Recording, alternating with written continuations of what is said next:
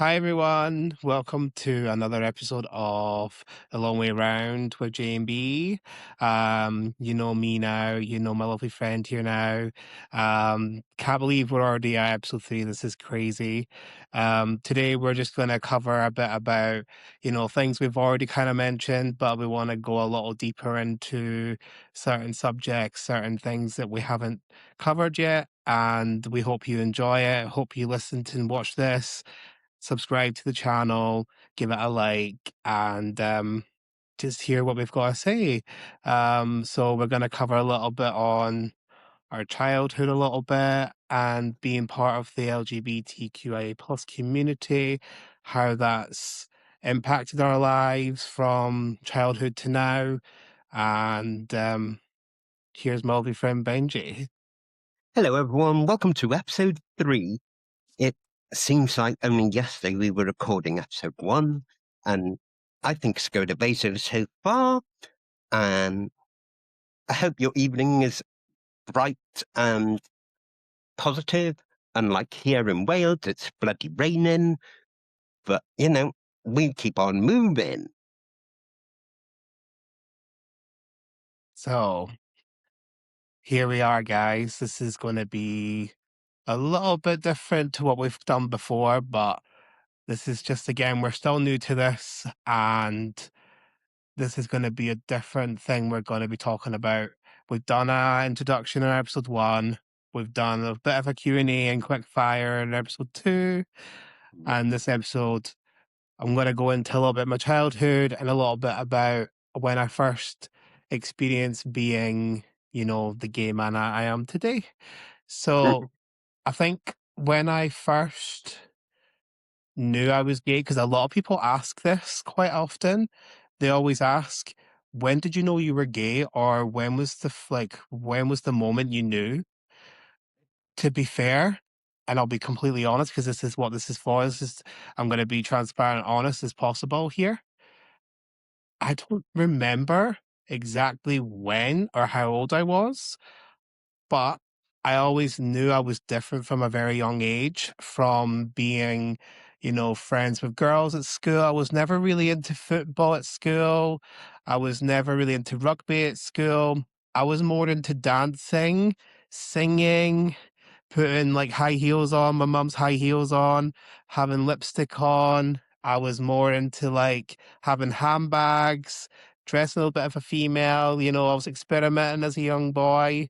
I have an older sister as well. So like my sister and her friends used to come in and like, kiss me on the cheek and used to dance with me all the time. And um, so even back then, I knew I was different then, but I didn't know exactly what it was, or I didn't know. Obviously, I was really young. So this was me at like 4 or 5 years old.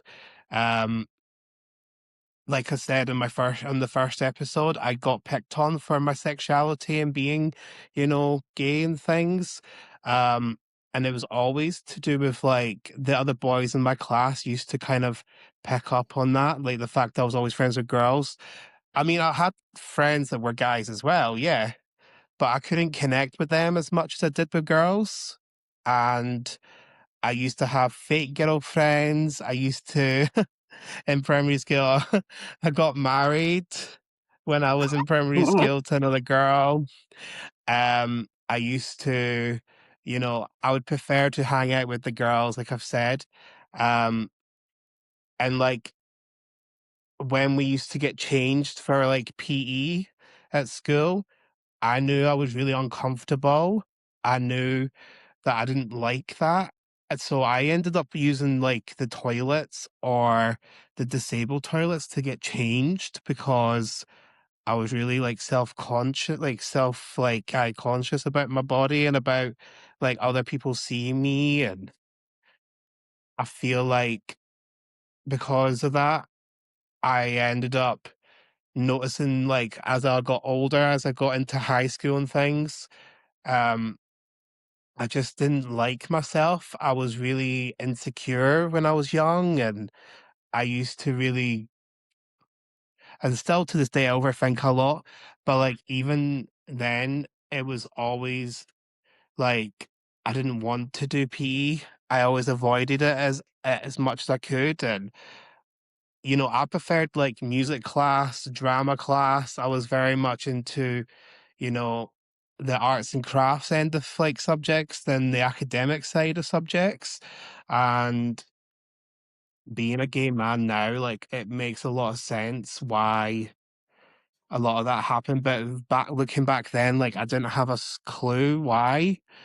And this is a really touchy subject. So like if I am, maybe over explaining, that's probably why. Um, so like I ended up coming out on Facebook with my ex-partner at the age of 18. Um, but before that, even I came out as bisexual in high school because that was the way to like get away from, more bullying and more people speculating. I thought if I come out as bi, then it's the best of both worlds, right? And people would then not be so judgmental to me. Yeah. And people then started to like put the two and two together. And, you know, it was a really hard time because I still had lots of ghetto friends. I was like just experimenting. Like in high school, I had guys that I used to fancy and stuff, but like obviously nothing ever happened with guys in me at school. But I told my first crush, I say crush, who was a guy on like a video call years and years ago. Um, I don't know if it was like, was it MSN or something, or I can't remember exactly what I used. But I was on call with the guy at like 2 in the morning, um, and told him how I When you felt. And then that same night, the guy and I met up and we used to like sneak out of the house at like keep 2, rebel. 3 in the morning. Sorry, mum, if you're watching. My mum knows this anyway. I used to sneak out and meet friends and stuff like stupid o'clock in the What morning on a teenagers school do? night bad. And it used to be like we would just chat about things like, how I'm feeling and things. But like even then I still didn't really know. Like I knew obviously I was into men and like well, young, yeah, people my age, like that time, like I was only 16 at the time. So like I was a virgin till I was 18. Um, and that was like when I started going into nightclubs and getting drunk, and that's when I met my ex-partner, and we had a 4-year relationship on and off. Um, I came out on Facebook, like I said, with my ex-partner. That's how everybody then found out officially, which was really scary at the time thinking about it, but it was the best thing I ever did, to be fair. And since then, like, obviously, recently, I've met some amazing people in the LGBTQIA plus that are some of my best friends. And also, I've got a lovely boyfriend. And yeah, like, I just it's quite unbelievable some of the things that happened, and obviously I don't wanna say too much. I don't wanna give too much away. I'm just trying to be as honest as I can though. Um, but yeah, I feel like things will come back to me. I'm kinda just in the moment thinking right now. Um, but yeah, being gay is not it's not easy. It's No, it's not not a walk you're in not the park. you're born gay, like, you can't choose that. It's not something you wake up and be like, "Yeah, I'm gay." Like, it's not a choice. When people say, "Oh, you chose to be gay and stuff," that's not right. That's not accurate at all. No. Like, If only you could take a magic pill if and be only. gay or choose to be gay or straight, it would make so much I life hate so. when I hate when people say, or even just try and question my sexuality. It's just something that, shouldn't even be questioned in like Mm, any instance. And I'm lucky that I've managed to have a lovely accepting family. I've got amazing friends that accept me and love me for who I am, and yeah, like, my That's all childhood lovely. wasn't 100%. Like I said, I was picked on and bullied for it. It wasn't a good time at all, and but, like, the gay community, as much as it's great to be gay and stuff, like, there is toxicity in the gay community as well, Oh, yes. and I've noticed a lot of people in the community can be very competitive, very, like, me, very selfish and all that. Like, we're not perfect. No. Um, so yeah, I just want everyone that's gone through similar or that is part of that community, like, this amazing community, like, I wish we would all support each other more instead of bringing each other down. I feel like that's such an important thing to mention, like, I wish we would all bring each other up, especially because 'cause we're in a minority group as it is, and yeah, it's bad enough straight people, like, doing it to us, but when there's actual people in your same community doing it to you, it's just it's just not right. It's not nice. No. So people need to stop that, and people need to just love is love. Like, can we not just love each Yeah. other for who we are? And you don't have to like people in the community. You're not forced to like anyone, but just be more mindful, more like just have some like respect for it. You know, like Other people. we're all in the same minority group at the end of the day, and I don't know. I feel like there's it's like a double-edged sword. There's so many different layers to it. There's so many different factors to like there's the amazing part of the community that are very supportive, very friendly, very accepting, and then you've got the other side of the community which are very toxic, very just insecure and very like I don't know. So Yeah. They sure. if we could all meet in the middle and just love each other, that would be perfect. I know that's not real. I know that's not realistic No. at all, but if only that could be, then that would make the world a much happier, Better. nicer place to be. Yep. Exactly. Well, my childhood was all right. My it was my school years that I struggled with. Like when I was in primary school, um, my teacher, like the first 2 years, absolutely fine. The final 4 years of primary was hell. Um, we used to have a room in the classroom where you go and read, and um, I used to have a what they called, the special, because I've got learning difficulties other than ADHD, um, and because I was too slim for the class and couldn't keep up. Um, in the morning, I had a specialist teacher that would teach me. I can't remember, but um, and then in the afternoon I'd be on my own. But because I live in a or I grew up in a traditional Welsh area, all my education was done in Welsh, um, from playgroup all the way up to secondary school, and then when I went to college, it turned to English. Um, but um, they used to put me in a room, not give me any work, and I used to all afternoon. I just used to pace up and down this classroom, this separate classroom, and um, I've got a weak bladder, and um, so I need the toilet a lot, and if I would go and ask to go to toilet, she'd get annoyed at me. The teachers would get annoyed at me for asking to go to toilet all the time and stuff like that. My primary school, they just treated me like complete and utter dirt, like I was a nobody. But that's life. That's something I've dealt with, kind of. You don't get over it, but Um, and then secondary school was hell. let's put it like that. Because I had, obviously, I'm a feminine guy. Well, I'm not so as much anymore, but I was a feminine guy. I liked playing with Barbies. I liked singing. No, I didn't like singing. I liked dancing. I liked doing all girly things, hair, makeup, dressing up, blah, blah, blah.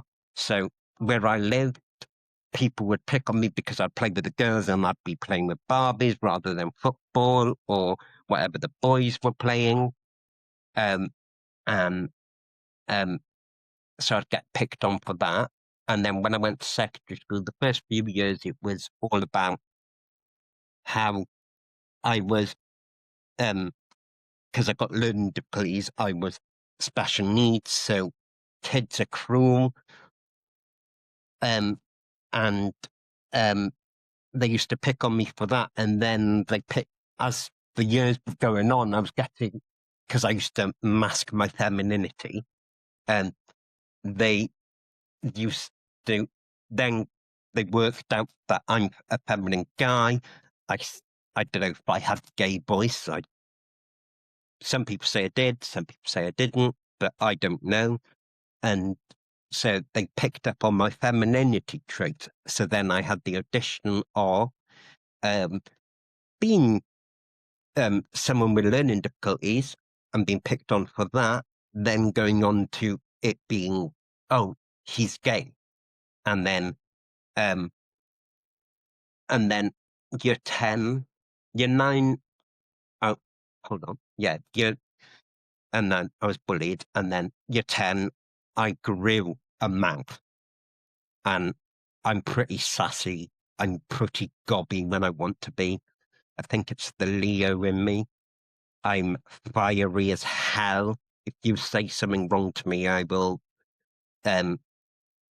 get you with my mouth. I'll find your weak spot and I will get you. I'm not so much like that anymore. I just let it go over my head because it's the wrong way to go about things. But this one girl, she was relentlessly picking and picking and picking on me. And one day I saw my opportunity and I took it. And the people I was with, I'm not going to name names or anything, the people I was with it was in the canteen in school. I got into a lot of trouble for this, but they dropped something in mashed potato. I saw my opportunity and I took it. And she wiped mashed potato. The person wiped mashed potato on my jacket. And I went up to this girl. She was gobbing off. So I went up to her and I just went like that and spread it in her hair. And then I got into trouble. And then for that, I got detention, obviously. I got called across the school tannoy, and I've never been in trouble well, little things you get in trouble for, but not like the whole school knows and stuff like that. And then Karma's a bitch because now she is related to me. And so that's kind of awkward. And then adulthood, that teenagers, I don't know if we're gonna talk about this separately, but where I lived as a teenager, obviously I grew a mouth. And sometimes it got me into a lot of trouble, sometimes it didn't. And I was homophobically attacked in the village I grew up in. And then when I moved to a separate town, it was happening again, but then I was a lot more gobby then, and I wouldn't put up with it. So I just used to retaliate back. And then I became friends with somebody at 18, 19, going out, getting drunk, doing things we probably shouldn't be doing. Well, me, not them. And we were really good friends. And Uh, I basically used them for money and friendship and somewhere to live, and I got them into debt. I'm not proud of it, but it's my past. And then 10 to 15 years later, the exact same thing happened to me, um, for the same amount of money. And then, yeah, then 30s, late 20s, I was just bumming around thinking I was the shit, and really I'm not. Um, and then when I hit about 2019, was when my life changed for the better. I had a mini breakdown, and I went through therapy, worked through that. I only had 4 weeks of therapy because COVID-19 happened. Um, so I was meant to have 8 weeks, but I only had 4. But that 4 weeks made a great deal. And now I don't judge people. I don't believe in judging people. I believe you should build people up and not knock them down. And um, they, I'm better for it. I haven't got as many friends now as what I used to, but that's a part of growing up anyway. Your friends become less and less, and then the ones you've got are the good ones. And then, yeah, and now I don't believe in bitching, backstabbing. I gossip. Everyone gossips. It's human nature to gossip, but I don't judge people. I give people more chances than what they deserve now.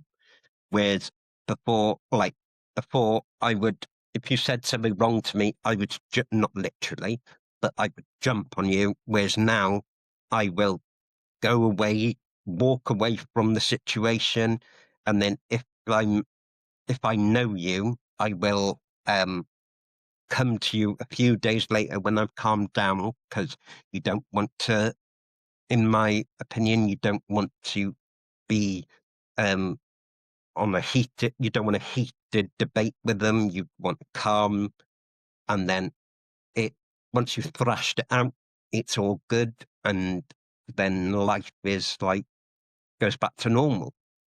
And then, but now I'll do anything for anyone, whereas before I was a selfish little brat, and it was all about me and what I could get.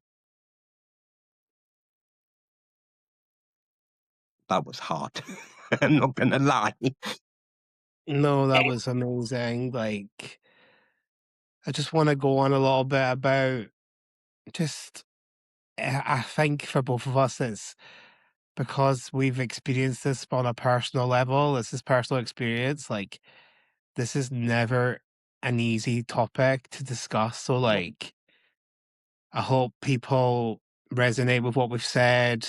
I hope people relate to us in some way. yeah, There was a lot of what you were saying there, and I'm like, wow, we're actually quite similar in like what we went through, and I feel hopefully this helps someone out there that's maybe going through a bit of difficulties with their sexuality, or this may go to someone like if you know anyone, if anyone's watching or listening to this right now, and you know someone who's unsure about themselves or is struggling with to come to terms with their sexuality in any way, or just someone that's maybe curious about things like this, like, please forward this to them, please share this to them.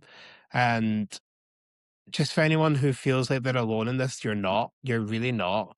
no, There's so many of us that go through these things, and there's so many of us that are like, I feel when I was younger, we didn't have a lot of representation of this no, community and people like Benji and myself. So that's partly why I decided, and we decided, I mean, to make an episode on this, because I feel like this doesn't get mentioned that much. Yes, we have Pride, but even Pride has its pros and cons. Even no, Pride can be, as much as Pride is such a great thing when it comes to like people being able to be who they are Yeah, and accepting of everyone for who they are, that part I love, and people can do whatever they want that day, like, but it shouldn't just be celebrated one day a year. I feel like it's it the same can't with like have- Mother's Day, Valentine's Day, all of these things. Like, you should love these they people become every commercialized day. and about making become commercialized, and then it's all about making money. It's about pride is about getting the pink pound in, because that's what they call money for LGBTQI people. It's all about getting the pink pound in, and um, that's all it seems to be about. And who can sleep with who can drink the most, and stuff like that. That's what pride to me is seems like now. Absolutely. Just as I was trying to cover there, like, if you have mothers and fathers you love, not saying everyone does, but if you do love your mother and father, just because it's Mother's Day or Father's Day doesn't mean you then have to put extra effort in that particular day. You should love them every day. It's the Yeah, same with Valentine's Day. exactly. If you have a partner, you shouldn't just celebrate one day a year with your partner. You should be celebrating with your partner every day. Yeah, exactly. Um, it's the same for like any of these organizations and any of these occasions, and I just think pride, as much as it's a great thing and a great concept, it's very, like you say, it's very much all about monetization. Like you say, who it's like it's like a competition. It's like who can do the most, who can say the most, who can be drunk, who can, yeah, who sleeps with who, how many people can people sleep? Like, it's Yeah, getting a bit ridiculous, to be honest. Um, but that's not what pride's about anyway. But no, like, or it shouldn't be about, I should say. Um, but yeah, if there's anyone out there that I don't know, like I said, it's just I want people listening and hearing this being like, yeah, that's me, or I've experienced that, yeah, or you can relate to that in any way. I feel that's such an important thing because I wish I had that growing up, as I was trying to say, yeah, and because I didn't. I mean, we're great. I'm grateful now because we've got Heartstopper, we've got other amazing shows out there. really. It's a But Sin, I'm sure. There's other amazing films, shows, and all that now that are it's- available. We've got RuPaul's Drag Race. Like, there's so much out there now yeah, for people. when I was growing up, you had you had It's a Sin and Heartstopper and all that. Whereas I had Cucumber, Banana, Queer as Folk, gay representation on telly was Graham Norton and Alan Carr. And they're well, not there were Paul probably more, O'Grady. but Paul O'Grady, I forgot about him. Paul O'Grady, um, Michael Barrymore, controversial, I know, but Michael Barrymore, um, Alan Carr, and yeah, Graham Norton. But we just need getting, it's just getting people talking about this. People, I don't feel like it gets spoken enough. And some people may disagree with that. I just feel like it should just be like normalized as coming out closet rubbish. Like, you don't ask a straight person if they're straight, do you? So why should anyone ask someone who's gay, are you gay? Yep, It just, to me, the two don't make any sense. Just no, let people be who they are, yep, exactly, regardless. exactly. You are who you are at the end of the day. No one can take that away from you, and never No, be afraid to hide or avoid who you are to suit other people and other people's yeah, narratives and other people's beliefs, because you only have one life. This might sound like yeah, I'm being a bit of an advocate. That's what I said in my introduction. I'm very passionate about people being themselves, authentically themselves. If you are someone who's scared to be yourself, I've been there, like, we have been there in the past, like, Yeah. when I was at school, I was very shy. Well, not shy, I was appearing confident, I was masking very well. I was coming across very, like, confident on the outskirts, but inside, I was scared. I was absolutely, like, petrified of what people were gonna say, where people were gonna judge me for my sexuality. People were doing that anyway, but I was that Yeah. even like, I was avoiding things even more because of that, and the best thing I did was just go, "Nah, I don't deserve to be treated like that. I don't deserve to be spoken to like that." And just stand up for yourself if you can. Just be assertive and just figure like Mm. you'll work things out for yourself at the end of the day. Like you know who you are, you know your worth, and that's something that yeah. I mean, there was a girl, for example, who used to pick on me at school. When we got to 18, when we left school, we were in the same pub one night, and basically came up to me, gave me a massive hug, and apologized for being really horrible to me and said, "Look, Johnny, I'm so sorry for how I Yeah. treated you in school." She gave me a massive hug and said, "You didn't deserve that." And that was huge, like, that was a big thing for her to do that, and, like, that person knows who that is. I'm not gonna disclose who that is because that's not my place, but the fact of the matter is she owned up to being horrible to me Yeah. and being not 'Cause it very takes a lot. nice. It That takes takes a a lot. lot.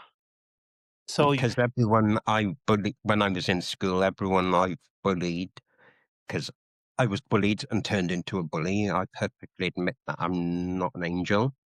Um, but everyone I've been horrible to, I have personally apologized to them after I fixed myself because it's the right thing to do. Yes, we were teenagers and somewhat into my adulthood, but um, it takes a lot, even as an adult, and it's like 20 odd years down the line. It makes you feel good to say to apologize to them people because you've got a clear conscience and you can move on. That's how I see it. And it made absolutely, I agree. once they took my apology, I haven't had one person um reject my apology. They and we're I'm not saying we're good friends because we're not, but we uh, and I don't see them, but if they post or I post on social media, we interact with each other, but Yeah. that is as far as it goes. We're not like fester buds, but we're not No, enemies. right. I agree. I second all that. Um, for me, I'm not an angel, I'm not perfect. When I am in the wrong in something, I will hold my hands up, and taking accountability for things is such a huge, important thing to do with growth and like growing into the person you then become and stuff. Um, I would say for me though, a lot of the time people have done things to me for me to then react and respond to what they've said. So I'm kind of the opposite to Benji in that respect. Like they've said something for me to then say something. Otherwise, Yeah, I wouldn't have said what I have yeah, said for the yeah, like there have been times where maybe I did start a situation, yeah, but it was only because they were provoking me in that situation. And this is where I've had therapy to like help me understand that it wasn't my fault. It wasn't that I did anything. It was yeah, because of their um what they done and what they said is why then I then responded back to how I did. yeah, Not saying that makes it right. I'm not saying that I'm totally innocent in that because it takes two to tango. It takes two people to create a situation and a scenario. yeah, Um But you're right, like, taking ownership, taking responsibility for your actions is so key, and yeah, when I have been in the wrong in scenarios, which this is gonna sound a bit big-headed, but a lot of the time I'm generally in the right. It's maybe sometimes my delivery though of how I've said things, yeah, that's where I tend to go wrong, but I'm working hard on that, like the delivery of how I respond to people. That's what yeah, I'm personally trying to work on myself, and I recognize that. And I think that's a great thing to recognize yeah. something instead of That denying everything. Like, for me, it's you got not to what have. I'm saying. For me, it's not what I'm saying, it's how I'm saying things. So, like, Yeah, what I'm saying usually is correct, or I'm usually onto yeah, something. But like I say, it's how I say it. yeah. That's what I'm working on right now. You got to hold yourself Mm. to accountability, where some people can't do that. In it, I've fallen out with I a lot would. of people in the past because they can't take responsibility. They can't Yeah, own what they done. They don't take any um, responsibility for their actions. They don't even think they're yeah, even in the wrong when they were in the wrong. When they yeah, started on me for no reason, I had a lot of people in my younger days like just say the most outrageous stuff. Even today on TikTok Live, I was live earlier on TikTok, and people start on me for absolutely no reason. And then they yeah, wonder why I then respond the way I respond back. Like, I treat people accordingly. Like, if you're nice to me, I'll be nice to back. yeah, If you're respectful to me, I'll be respectful back. But as soon as you do something to me, what do you expect? Like, seriously, like, let's be honest. What are you expecting back? I'm not gonna be all nicey nicey because you've said something really horrible to me. Like, it doesn't work like that. yeah. It's just not realistic at all. Whereas I'm complete opposite now. Whereas I would, unless like last Saturday, I was live on TikTok, or was it Friday? One of the two. Anyway, I was live Friday, Saturday night, and some guy started going on about um how um he was um because he we were talking about me being on the sick or something, and then he piped in with, "Oh, I pay for you," and then I was like, "My tax." He was like, "My tax is this, my tax is that." I was like, "Okay, um, but don't." And then I'm just being smart. I was like saying, "Oh, but when I go to the shop, I'm still pay. I'm technically still paying tax because I'm getting taxed at the shop. So every item I buy, I'm getting taxed on. So I am paying my taxes, blah, blah, blah." And he was like, "Nope, you're just trying to be smart." He was going, I'm like, okay. And then I just left him there, and then I just ignored him then. And then, because I wasn't giving him what he wanted, he soon left. And,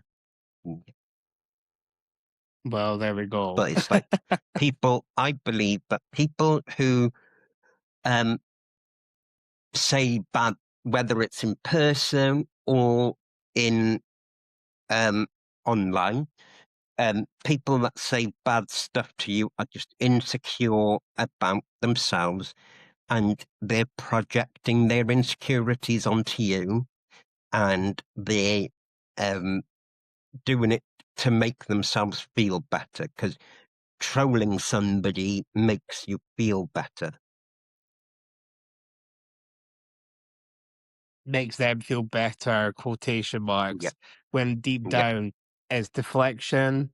It's yeah, very highly much about deflecting, like you say, their own issues, their own problems, insecurities onto you because they're hurting inside. They have deeper issues that they need to go and sort out themselves. But instead of actually dealing with their issues in the correct manner, they go online or they'll start an argument with someone on the street for no reason. And it's just yeah, like, you need to get help, my friend. Professional help. There's lots of help out there. I know there's waiting lists. I know it's not as straightforward as that. I've been there, done it, wore the t-shirt many times. I'm still currently in therapy now for things. I've had counseling, CBT, group therapy, nature therapy. Um, I've had like one-to-one sessions of different support, yeah, like in all walks of life. So just if people could just actually listen more and speak less, I feel like. I know that's a bit of a contradicting statement to make when I'm basically talking and making a podcast episode on, you know, advocating for people to be open and be more, Yeah. accepting. But like being accepting also there's a lot listening is so important when people want to tell their story, when people need to speak about something really important instead of people always giving their opinions and stuff, because opinions are like arseholes, we all have one. Everybody Um, does. keep that in, that's epic.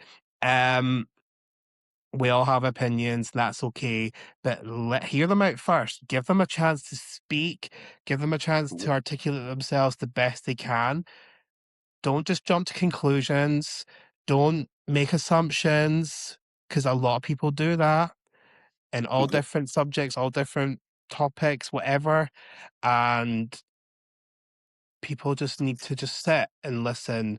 And like, if you have a loved one that is struggling in any way, like, just hear them out. You need and be supportive because when you're supporting someone, that'll give them a bit of a boost to be able to speak freely and be Yeah. more open about their feelings and their thoughts because people only talk to those people that they trust and will tell their like heartfelt truth to those that they trust. Trust goes a Yeah. long way, and it's a two-way thing. In Yeah. relationships, whether it's friendships, relationships, whether it's with professionals, whoever, work colleagues, whoever, like trust is key, and also consistency is very important. Yeah. Because when you're neurodivergent like us, and when you're in a minority group in the LGBTQIA plus community like us, we'll pick up on the slightest changes. We'll pick up on the slightest Oh, differences yeah. that you make. And if you make a tiny change or a tiny slip up, we'll immediately No. pick on that, clock it, and we'll sense that instantly, Yeah. and then we'll question everything, like, so Yeah. keep that in mind when you are, like, supporting somebody who's going through a tough time, Yeah. Everyone needs somebody to listen to them. especially when Everyone they're gets young, especially on when board. they're trying to figure out who they are. I'm Yeah. 28, and I'm still trying to figure out who I am. Like, it's very common, it's very normal to still Yeah. at any age, you could be 60, 70, and still don't know who you fully are. There's people in Yeah. this world that are, yeah, still experimenting, still, trying Yeah. new things, putting themselves out there. Like, I just want people to just be more considerate and be kind. Like, Yeah. be kind. I know that's such a cliche thing because people who say be kind are not usually kind. But I mean, in this Yeah. instance, just be considerate at least of Yeah. what people say. And yeah, it's really not that difficult to Mm. comprehend them. Or for someone like me who takes a longer time to process information, even I can even I can like pick up on the fact that, comprehending simple things like that goes a long way. It really does. Because I pick up on if some, like, even if it, like, you talk, like, let's just use an example. If you talk to someone and they normally put a kiss at the end of your text or whatever it is you're doing, if they don't put a text, you're like, why haven't they done that? And then it mutates, and then you mutate it in your head, and you're thinking of different scenarios all the bloody time. And it's like, well, why did you change? And then you change the way you speak to them, and then they notice. Like, an example, um, me and another friend had our wires crossed, and he sent a rude message, not as in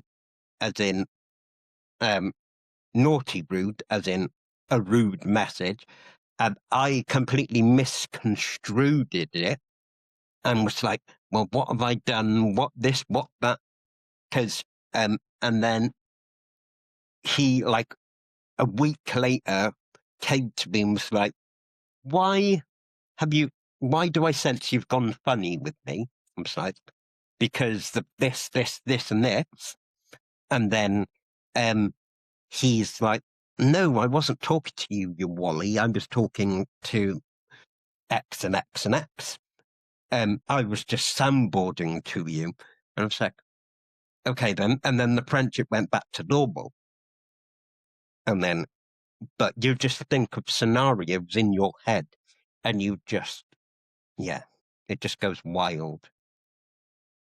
Mind is a powerful thing, but you could, if you're a negative person, you can train your brain to be a positive person. It's going through therapy taught me that you can, because I used to be very negative. I used to look on life like, oh, I'm the victim. But you go through therapy, think, you talk, obviously, and things start to fall into place. You do, like the mirror example. I don't do it anymore because I don't need to, because I'm not negative. If I start to get the negativity back, I will start doing it again, which has happened. But going in the morning, going in your bathroom or whatever your mirror is, and you go in the mirror and you go, I'm beautiful, I'm great, I'm this, I'm that, whatever you want to tell yourself.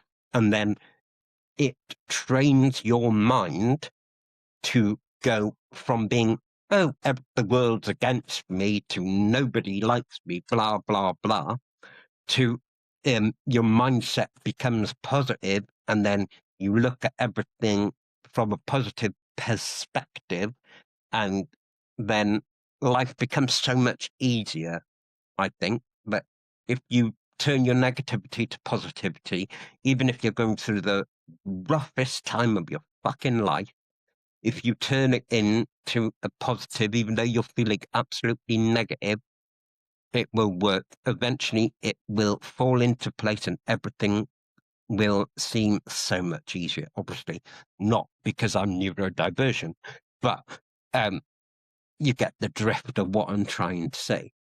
I do. It's like, I'm sure they do as yeah, well. I think mental health and like being an you're muted. LGBTQIA plus. Am I muted? I'm not muted. Can't hear you. You can't hear me. Well, I can hear me. I'm sure the recording will hear me. That's what we've kind of worked out doing these episodes. Um, so yeah, I think being, you know, mental health and the LGBTQIA plus are so linked because mental health and being in the gay community, obviously being gay comes with a lot of negativity, as Benji was just saying there. And when you have things like anxiety and depression, a lot of that is stemmed from your childhood. A lot of that stemmed from like being bullied, being picked on, being different, all of that. So the fact that, the two kind of do correlate each other, it does make a lot of sense why a lot of people, especially in the gay community, have a lot of mental health related issues, me being one of those people. So it's very normal, it's very normalized, and there's a lot of men in this world, and especially in the UK, that are suffering because of like people not being accepted of who they are and things. And this whole be like man up and all this, I hate that. I can't think of any quote that's worse than that in my head. Like man up, what? Like to me, I hate just that terminology. I cannot go with that terminology. Um, Benji's looking at me like I can't hear you. I can hear you. um, but I hope this does get added into the episode, and I hope I have said what I hope this has gone through okay. I don't know if Benji can hear me still or not. I think he's changing his internet around. I don't know if this will be added into the episode or not, but hopefully it does. Can you hear me, Benji? Can you hear me okay? Can you hear me? Can I can't hear you. you hear me now? Yep. You I was spoke. on mute. I was on mute. I had it on mute the whole time. Yep, Reconnecting, it's saying on my end. I can see it saying it's reconnecting. So what did But you I don't know what you just said because I was like, hmm. Because I put it in here and I noticed you did. That's why I was going like that because